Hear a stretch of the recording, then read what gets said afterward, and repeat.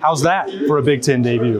It's B1G, Ohio State on the road. They win 38-7 at Michigan State. The Notebook is on the road. Welcome back to the podcast. I am Austin Ward. This is the nicest post-game room in the Big Ten. So I've said a lot of mean things about Michigan State, but look around. Luxurious digs for the media and for a press conference. It just wrapped up. Filing out, Ohio State is a big-time winner. Down here is their locker room. We're going to try and maybe grab some people heading towards the bus going this way. A little secret of the pros, but it's not even going to bother starting the Notebook saying, oh, well, here's some things early on. Ohio State didn't start fast enough. I don't really care about that tonight. This was a comprehensive, decisive road win over a Big Ten opponent. So there is a lot for Ohio State to feel good about, and that's what we're going to focus on for this one. Let's see who's coming out here. Oh, look, it's Cane's. They don't have Donato's Pizza this time. A little bit of different stuff going on out here. Will Howard, look, Adam King right there, a staple of the Notebook. So some Buckeyes heading out here, loading the gear into the truck. Oh, they just got the ball. They're watching. They got to see what's going on with Georgia and Alabama. What a turn of events there. Okay, cool. I just needed to make sure. Good. Hold on. Yeah, that was crazy. Is your stream up to date?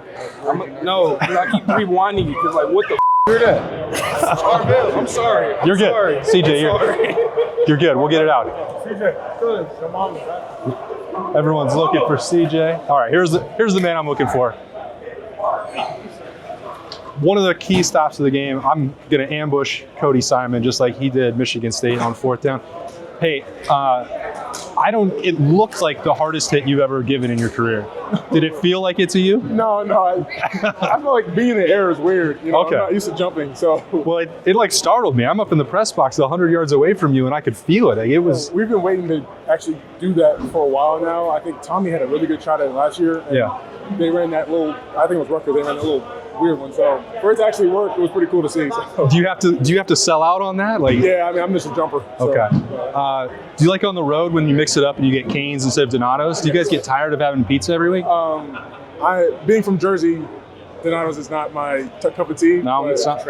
But it's not good pizza. Cane's is better. Cane's is better. 100%. So you like going on the road? Yes. Yeah. A captain, a Blocko gives the vote to getting a Caniac box. Yeah. I love it. All right. Good. Well, congratulations on the win, Cody. That was fantastic. All right, they're heading out. Mitchell Melton playing a lot tonight. We're going to see you out there a little bit more. What's going on? You got to ask Coach Matt. Oh, okay. All right. Well, it's good to see you out there. Mitchell Melton playing more for Ohio State. Defensive line, I think you could see a progression. Again, if we're talking about the start of the game, if you don't make final assessments about a team after one drive or one quarter. They did not get a lot of pressure. They didn't stop the run early on. But by the end of the game, by the end of the first half, they were doing exactly the things that they needed to do. JT Tuimoloau gets a big sack right before halftime. We'll go through some of that as we get going on the Notebook. But what? Oh, it's Adam King. It's television's Adam King. Who was your player of the game? Cody Simon. Cody Simon? Yeah. Caleb Downs. Guys that don't get enough talk. Someone in television told me in camp, they said, I don't know. No. I don't know. Cut the feed. That's not how I remember it. I don't know. See, now he's running away. We'll get to some of that. All right. Heading up to the bus here. So you see still a fair amount of folks and family waiting to see Ohio State. And I guess Michigan State as they come out. This is their stadium. CJ Barnett trying to box us out from the quarterback here. It's the Buckeyes when this road situation like this, they want to get out as fast as possible. Get everyone on the bus, get the truck loaded up, get home. They've got to turn around and play another physical game against Iowa at 3:30 next week. So they want to get wheels move in on the bus and then wheels up to get on the plane and get home. But still a fair amount of folks that want to celebrate. Cody hasn't got in yet to the there. But this is something that is unique and special and enjoyable for programs that go on the road and get wins. And by the fourth quarter tonight at Spartan Stadium, it was almost exclusively scarlet and gray. And it's not the first time you've seen that here. Probably will not be the last time. Some more rain coming back down again out here. So we'll get into a little bit of cover, but just the brotherhood stuff that they talk about. When you go in the hotel and everyone in the building, in Spartan Stadium, I thought had a really energetic crowd. They were ready for that. They wanted to push, motivate Michigan State to go get a big win. And they were loud, and it created a little bit of adversity early on for Ohio State. They had the turnover with Will Howard, the interception. He called that a bad decision.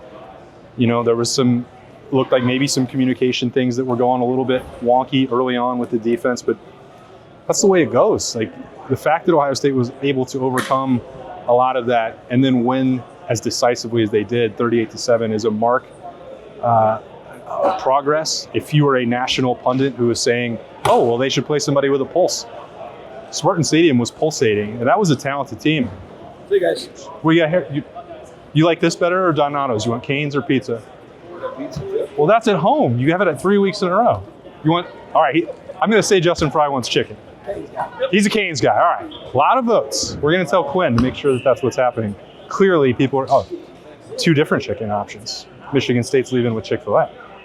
What would you take, America? Cane's. Cane's? Burnham's voting for Cane's. A little Chick-fil-A. Who knows how long this sandwich has been sitting there. The buns can get a little soggy. Nobody wants that. All right. So you can see over here, loading up the truck. 15 bags at once right here as Ohio State's heading out. Zach Bryan's still playing in there. That's been getting the team fired up. Heading for the exit. Okay, so I have not yet even got in to open the notebook, and I'll do that right now. Somehow I've not mentioned the name Jeremiah Smith at the start of this show. That guy is really good. I had to, because I remember that sometimes I show the notebook, I had to scribble out the word that I use right there because it was one of the most freaking awesome catches that I've ever seen before. I probably wrote that for the first one, and then he did it again. The two one-handed catches right before halftime are some of the most jaw-dropping, remarkable plays that I have ever seen. And I've seen Marvin Harrison do similar things against this very opponent in this very building. Like, I don't know. I said throughout camp, back to spring ball, and Byrne was talking about by October, people are going to say Jeremiah Smith is the best wide receiver in the country. He's going to be a Heisman Trophy candidate. And I saw Jeremiah Smith play 7-on-7. I saw spring football. I know that what he's done is really special. Right here. We shared meal tickets tonight, right here. I did the right thing, America. Plus, I don't really care about the driest pretzels in the world, so they needed some help. Got to help Ohio State hardworking social media team. Okay, lights are still on. The clock is ticking. We have to get snap judgments done as well. But as I distracted myself again from the notebook. So Jeremiah Smith, really, really amazing. Just insane. That was going down this direction. It's going south, right sideline. The one into double coverage, one-handed. Jeremiah Smith said, yeah, that was his favorite. I don't think he was that impressed with the touchdown catch, at least compared to the other one, which I kind of get. It's like, yeah, it was one-handed. It was kind of ho-hum for him, which is also pretty bonkers that's how routine it is for him. But Devin Brown comes in that situation, throw the touchdown after Will Howard had taken a shot to the ribs. He said he got the wind knocked out. And Devin Brown gets 3 or 4 minutes of real time to get ready to take that snap. He takes the shot. Jeremiah Smith is streaking down the right sideline, just sticks that right hand out. He never even put his left hand on the football for that touchdown. Just madness. I mean, I skipped all the way to the end of the second quarter there without even talking about the first quarter. But we saw Cody Simon, that fourth down stop after Ohio State had been a little disjointed, giving up yardage was key. The other, Ohio State in the first quarter had a drive-killing penalty there, personal foul on Will Kazmarek. I'm not entirely sure what he did. I tried to catch some replays. I didn't see anything that really warranted it. Quinshon Judkins had somebody jump on him just shortly after that. It was no penalty on Michigan State. Anyway, Jaden Fielding made that field goal. He was healthy and fine. He handled all the kicking duties for Ohio State.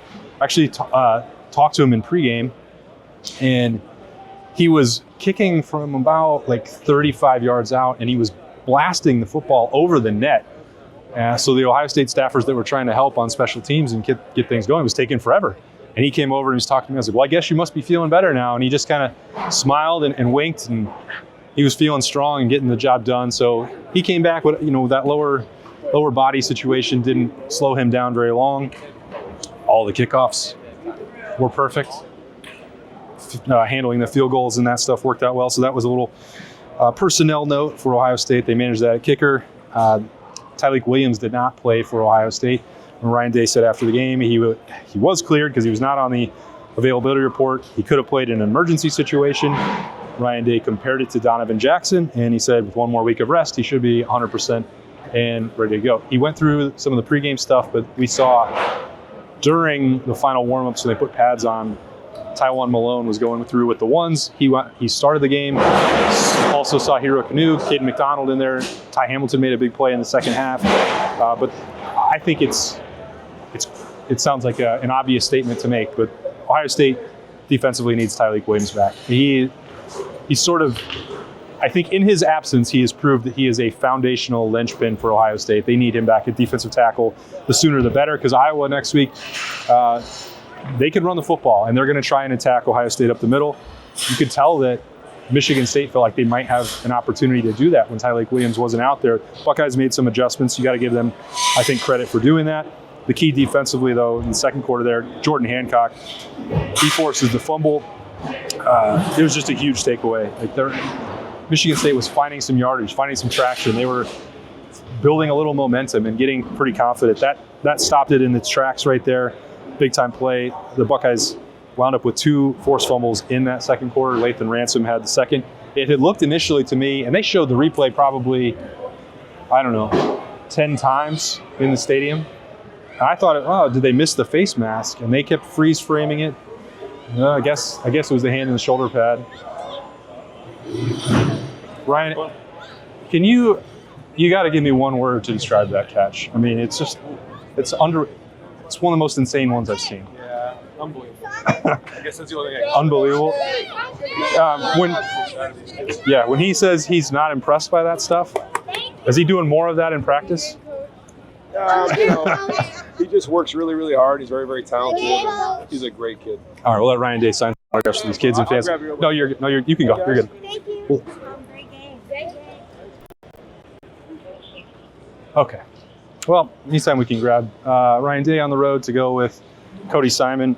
Forget about this. Third quarter was a blowout. Do we need to go through it? Denzel Burke gets an interception. I will say, I thought it was interesting in the pregame. Denzel Burke and Emeka Egbuka were as fired up, demonstrative as I can remember seeing them in a pregame. Emeka always dances, but he, in the tunnel, was just pumping his fist and the eyes laser focused. And I just felt like at that moment, Emeka's going to do something pretty special tonight. He did on a fourth down touchdown catch there in this third quarter. So it did take into the second half before these guys that I'm mentioning made the plays that I thought they would, because Denzel Burke, he was one of the first guys out of the tunnel. He ran straight over to the Michigan State student section. He was waving his arms, took his helmet off, had some things to say, and thought, well, I think Denzel and Emeka are going to do some special things. Talks about the depth of leadership and confidence of these guys that came back. We mention it all the time, but they are remarkable. Give me a peek in here. All right, see. Locker room is clearing out. People are still trying to watch Georgia and Alabama, though. What a remarkable turn of events that is. Probably not good for me financially based on the bet that I made. But anyway, this is... They marked that out here. It's good to see that. Okay. There's a lot more that we could get into, but we're not going to. We got snap judgments to get into later on. We've talked to Ryan Day. We talked to Cody Simon. We saw what's going on out there. We're going to edit out some of the words from C.J. Hicks watching the game, and we're going to head back to the great state of Ohio, where the Buckeyes We'll already be there by the time we get there. 38-7 winners over Michigan State. Beat the Spartans, get it. A road win in the Big Ten, their first win in the Big Ten. They close out September 4-0. All things trending in the right direction. Again, another notch coming, another step up coming with Iowa, and then Oregon looming after that. But we'll get into everything else about the game with a little more time to decompress and analyze and break that down as we get back into our normal routine once we get back to Ohio. So thanks for joining us for this look around Spartan Stadium. It's the Notebook, Ohio State, a 38-7 winner. Appreciate Berm handling the camera behind it. And thanks to you all for watching. I'm Austin Ward. So long.